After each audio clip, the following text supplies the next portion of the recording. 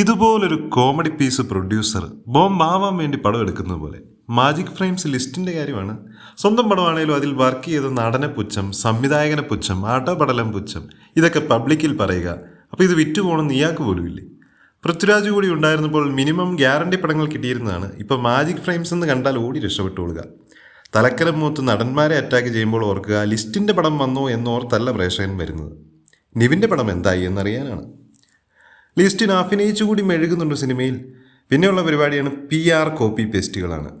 അതങ്ങിട്ടാൽ പിന്നെ പടം ഹിറ്റാവുമല്ലോ. തിയേറ്ററിൽ തിരിഞ്ഞിരുന്നു, നിവർന്നിരുന്നു, കുനിഞ്ഞിരുന്നു, പുളകം കൊണ്ടു, തകർത്തുവാരി. ഇറ്റ്സ് ബേബി ഗേൾ സിനിമയിലെ ഏറ്റവും വലിയ കോമഡി. ഒരു പെൺകുഞ്ഞ് മിസ്സായി എന്ന് നാഴികയ്ക്ക് 40 വട്ടം പറഞ്ഞിട്ട് ലാസ്റ്റ് എന്ത് കുഞ്ഞായിരുന്നു എന്നൊരു ചോദ്യം. ഗംഭീര twist. It's baby girl. Planning ഒക്കെ ഏകദേശം ഒരു ധാരണയായില്ലേ?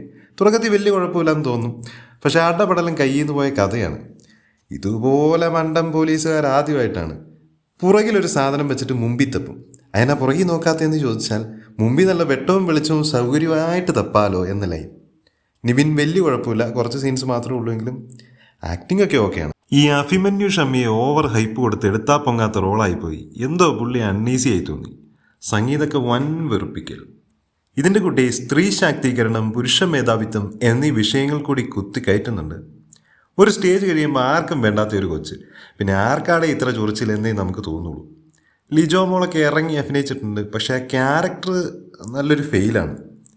എന്തൊക്കെയോ പ്രശ്നങ്ങളായി റീഷൂട്ട് ചെയ്തും നിവിൻ്റെ സീനുകൾ കട്ട് ചെയ്തും എന്തൊക്കെയോ കണ്ടിന്യൂറ്റി മിസ്റ്റേക്സ് ഉണ്ട്. പ്രൊഡ്യൂസറിന് പോലും വേണ്ടാത്ത പടം വിജയിപ്പിക്കാൻ നമുക്ക് എന്ത് കാര്യം? നിവിൻ്റെ ഒരു പടം കൂടി പൊട്ടി. നിവിനത് പുത്തരിയൊന്നുമല്ല, അടുത്ത പ്രാവശ്യം തിരിച്ചു വരട്ടെ. മാജിക് ഫ്രെയിംസ് ഇനിയും പടക്കക്കട തുടങ്ങട്ടെ, ആർക്കൊണ്ടുപാട്.